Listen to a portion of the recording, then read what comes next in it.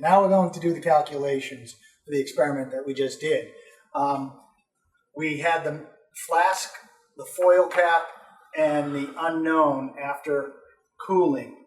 And so the mass of the flask plus the foil cap, and then after we cooled and dried the flask, we got this reading.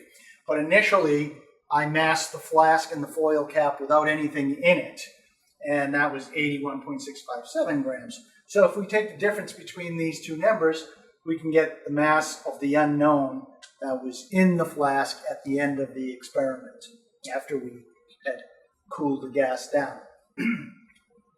So if we want to get the molar mass, we need to know the grams of the substance divided by the moles of the substance. That'll give us grams per mole. Well, we got the mass of the unknown, but how do we get the moles of the unknown? We get that by the ideal gas law. If we look at the ideal gas law, normally we say that PV equals nRT. If we rearrange it, we get N is equal to PV over RT.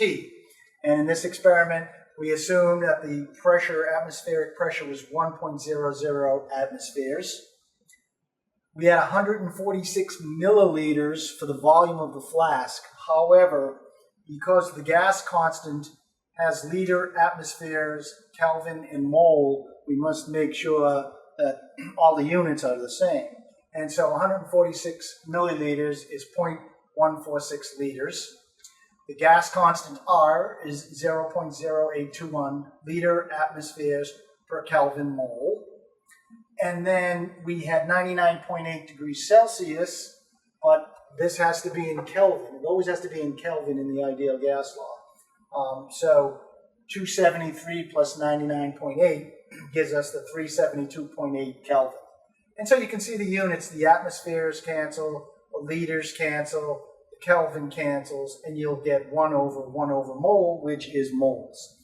So the number of moles is 0.00477 moles of gas. So now if we take the mass of the gas and we divide it by the moles of the gas, we get the molar mass of the unknown gas. And that is Dumas method.